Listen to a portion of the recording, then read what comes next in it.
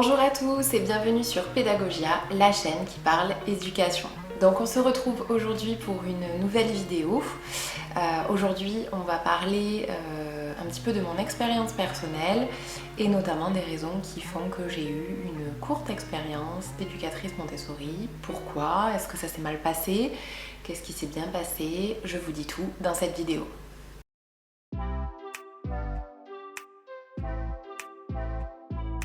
Alors, on va commencer avec un premier point dans lequel je vais vous expliquer comment je suis devenue éducatrice Montessori.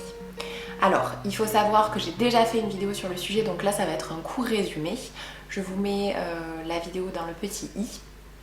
Donc, du coup, j'ai fait le choix, après mes études d'enseignante d'art plastique, j'ai fait le choix de me diriger vers l'AMI, l'association Montessori Internationale, avec laquelle je me suis formée à la pédagogie Montessori durant une année complète.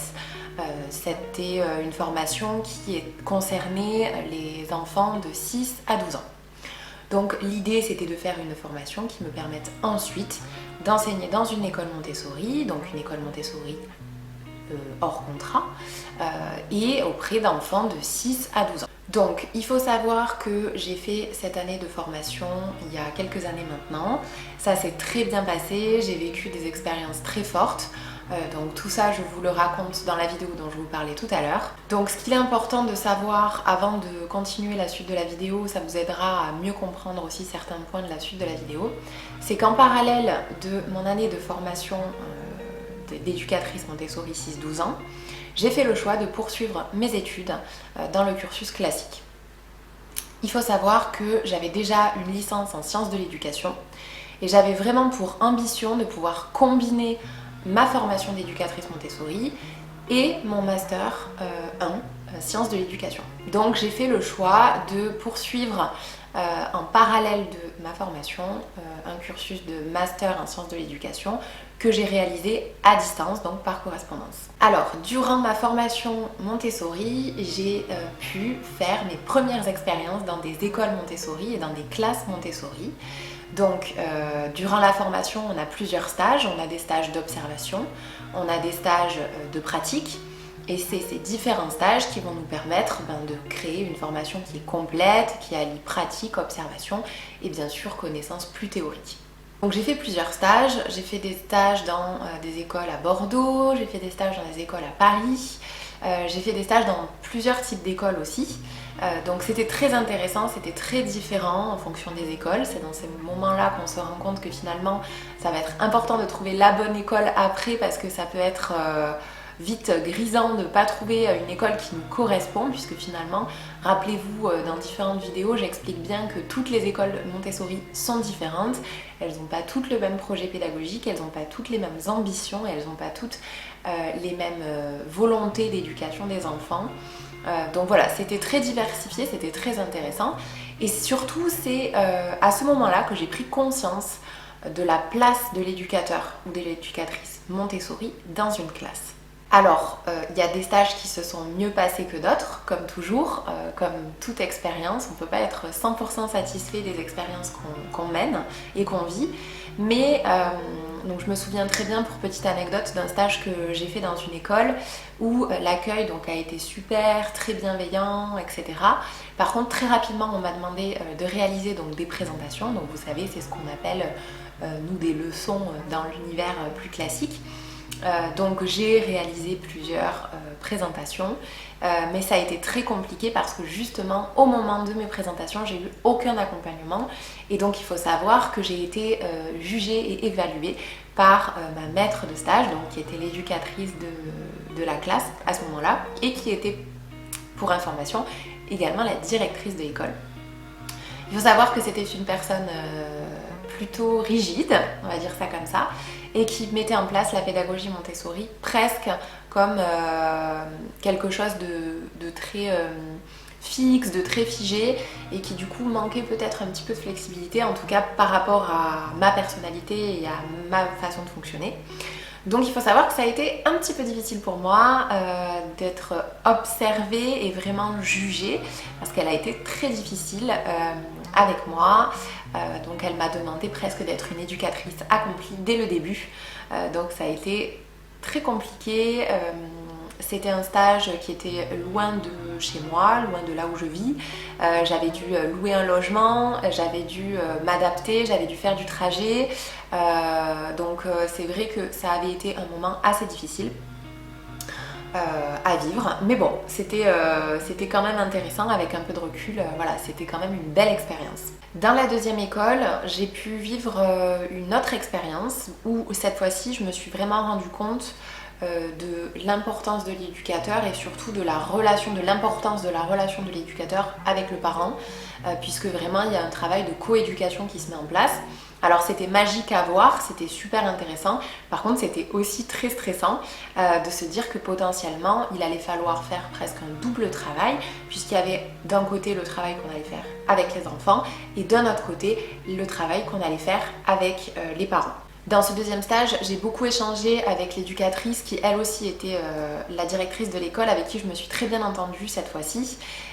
Et elle m'a vraiment fait comprendre que c'était très important dès le départ d'impulser une bonne énergie et d'impulser une dynamique de travail dès les premiers jours en fait d'ouverture de la classe.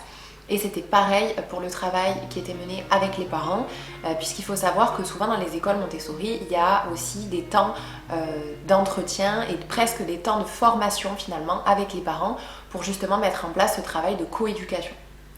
Donc finalement, moi à ce moment-là, je me suis dit « Waouh, c'est super intéressant, ça a l'air trop bien, ça a l'air génial à faire ». Et d'un autre côté, il y avait des moments où je me disais « Mais ça va être super difficile à faire, comment je vais faire, je vais pas y arriver, j'ai pas d'expérience, pas suffisamment d'expérience, j'ai pas suffisamment pratiqué ». En fait, il y avait un côté de moi où je ne me sentais pas prête. En tout cas, à ce moment-là de ma formation, je ne me sentais pas encore prête.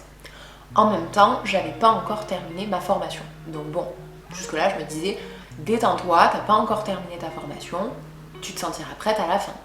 Ensuite, j'ai terminé ma formation et il faut savoir que j'étais très fatiguée puisque du coup j'avais mené de front 2 formations qui prenaient quand même beaucoup de temps.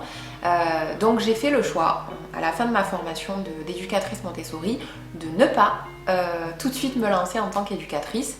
Déjà parce que je me sentais pas encore tout à fait prête, j'avais besoin de recul, j'avais besoin de faire une pause. C'était une année pleine d'émotions, ça a été une année pleine de challenges, pleine de complexité, voilà. Donc j'avais besoin de faire une pause, de prendre du recul et en même temps financièrement parlant j'avais quand même besoin de trouver quelque chose pour travailler. Donc ce que j'ai fait, parce que j'avais une expérience dans l'animation, une expérience suffisante pour pouvoir candidater dans une école pour pouvoir proposer mes services en tant qu'animatrice, périscolaire, ce genre de choses là.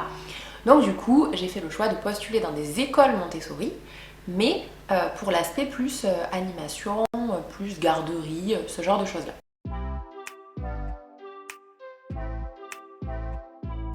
Il y a un autre aspect aussi qui m'a fait choisir de plutôt partir sur un aspect plutôt animation dans un premier temps et non pas d'être dans une classe, c'est tout simplement les responsabilités. Je ne me sentais pas encore prête à l'idée de prendre la responsabilité d'une classe, à l'idée de prendre la responsabilité de l'éducation d'enfants.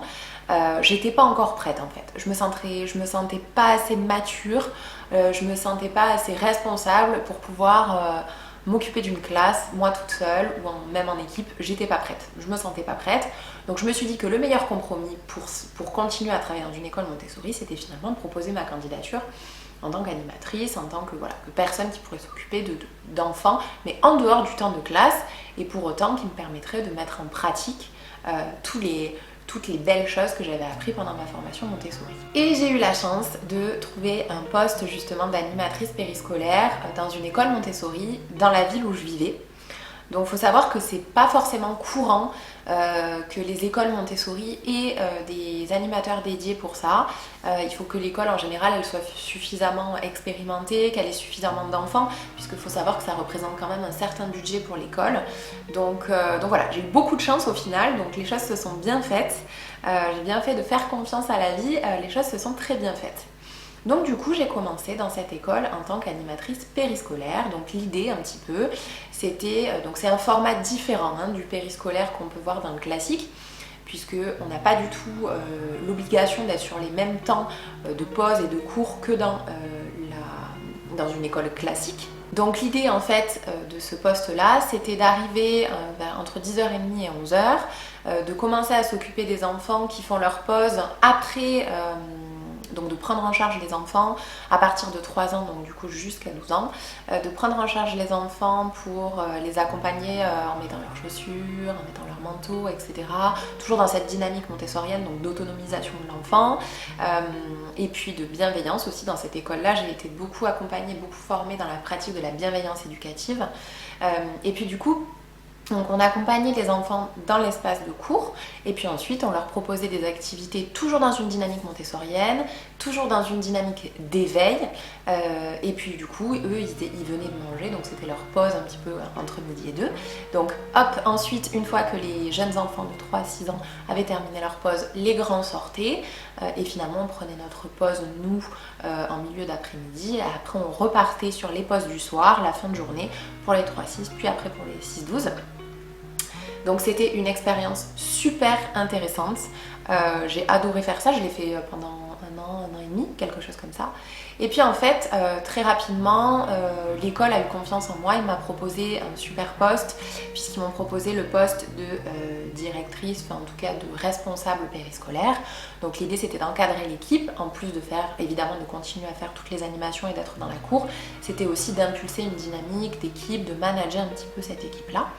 Et donc du coup j'ai fait ça, donc c'était super intéressant parce que l'objectif, un petit peu le challenge, c'était de mettre en place la pédagogie Montessori en dehors de la classe pour créer finalement une continuité entre la classe et l'espace extérieur, sachant que dans la pédagogie Montessori, le temps à l'extérieur est très important, tout autant que le temps qui est finalement mis en place en classe tout au long de la journée. Suite à ces diverses expériences, en accord avec le directeur de l'école, on a fait le choix de développer également tout un autre pan de l'école, puisque l'école proposait également un accueil de loisirs, vous savez, pour les vacances scolaires.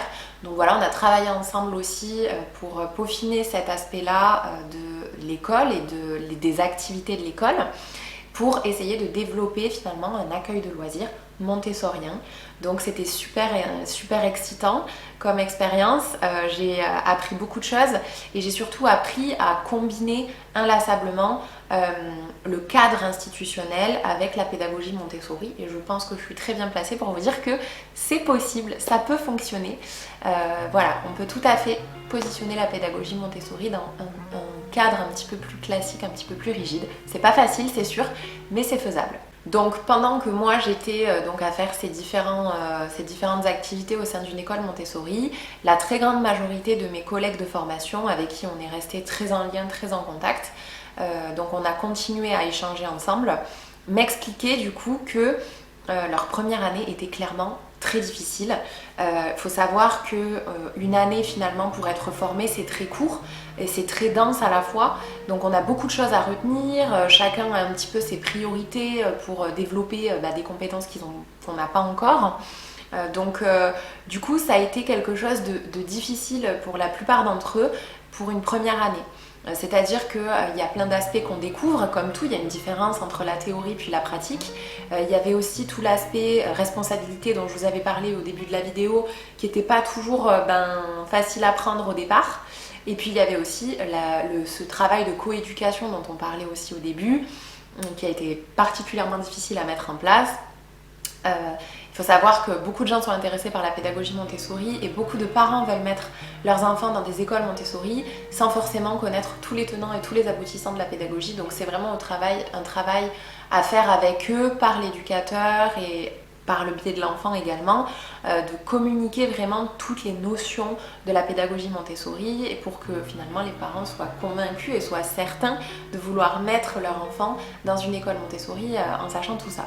Il y a toute une réalité aussi derrière le travail d'éducateur ou d'éducatrice, c'est celui d'être flexible. Il va falloir être flexible, en tout cas au départ et en tout cas pour l'instant. Il faut savoir que les écoles Montessori, certes, elles se développent beaucoup, mais en fonction de la région dans laquelle on habite, il peut très bien y avoir 2 écoles Montessori ou une école Montessori qui ne recrutent pas nécessairement, qui ne recherchent pas en tout cas un éducateur 6-12. Donc il faut être amené potentiellement à déménager ou en tout cas à élargir sa zone de recherche.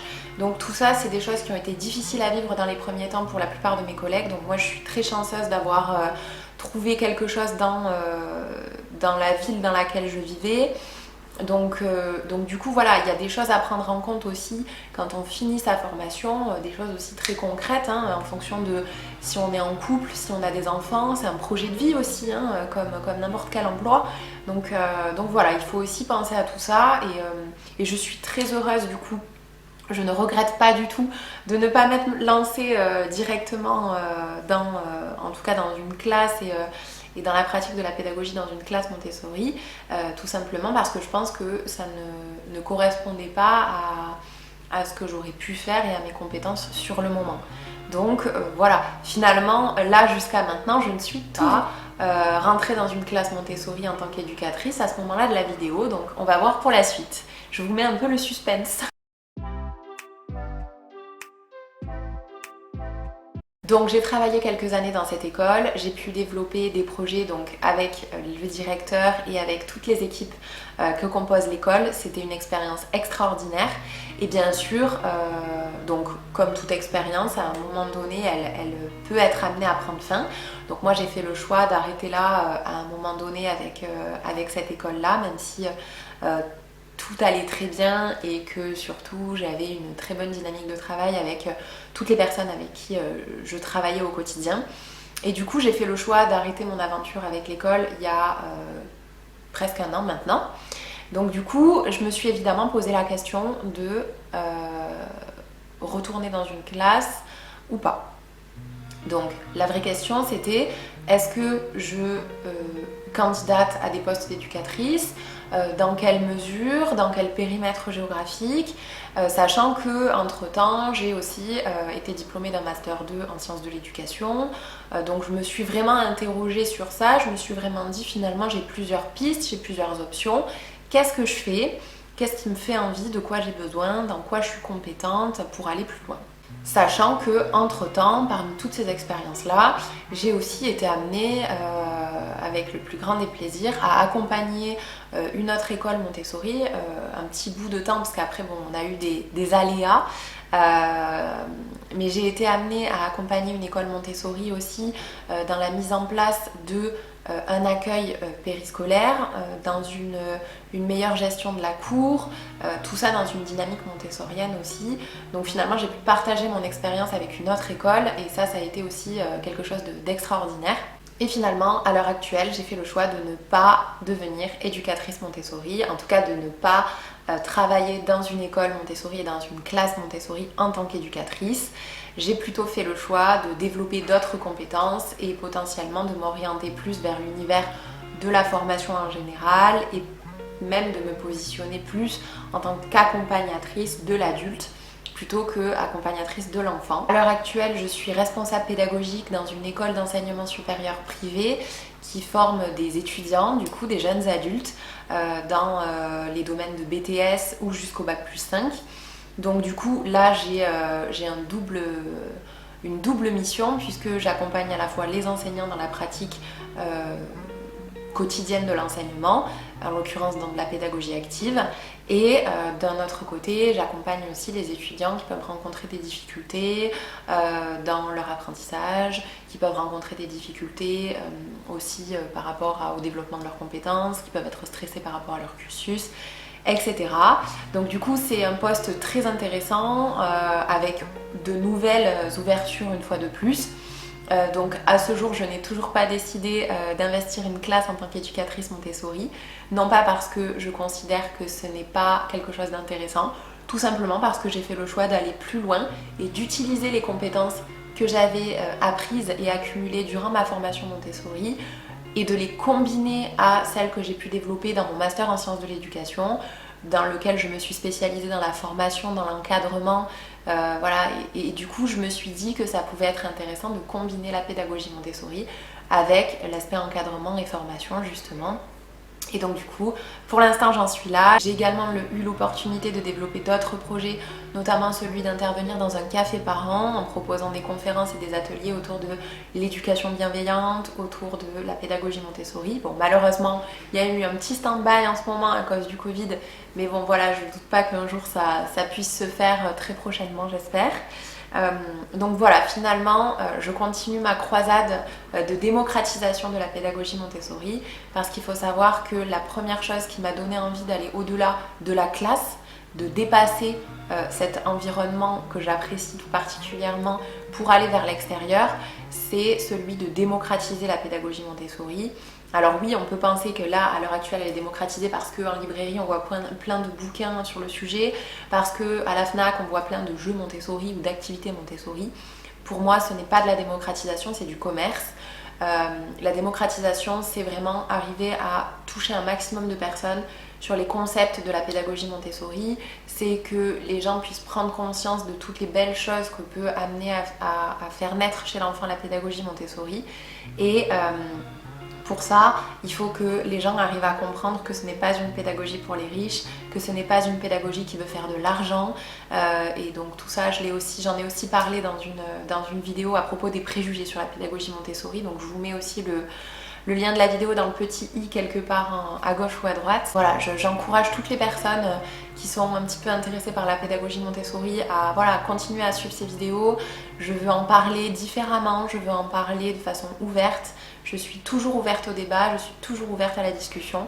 C'est l'objectif de ces vidéos et c'est pour ça que j'ai souhaité créer cette chaîne. Donc voilà, d'ailleurs je remercie toutes les personnes qui me suivent, vous êtes de plus en plus nombreux. Il y a certaines de mes vidéos qui ont très bien fonctionné, je m'y attendais pas du tout. Je remercie toutes les personnes qui sont abonnées, je remercie toutes les personnes qui me soutiennent au quotidien dans mon entourage et sur les réseaux et sur YouTube. Voilà, donc merci pour tout ça. Je vais clore la vidéo ici. Je compte sur vous pour mettre un petit commentaire si vous avez des questions. Si vous voulez qu'on continue à échanger, n'hésitez pas. Je suis très réactive au niveau des commentaires. J'apprécie échanger avec tout le monde, avec vous. C'est très intéressant. Et je voulais aussi vous dire que donc, je vais sortir une vidéo très prochainement sur les différentes questions qui m'ont été posées tout au long de la création de mes vidéos. Je vais faire, je pense, une FAQ dans les prochaines semaines. Donc voilà, restez connectés. Une nouvelle vidéo arrive très bientôt. Donc écoutez, je vous dis merci et je vous dis à bientôt pour une nouvelle vidéo sur Pédagogia, la chaîne qui parle éducation.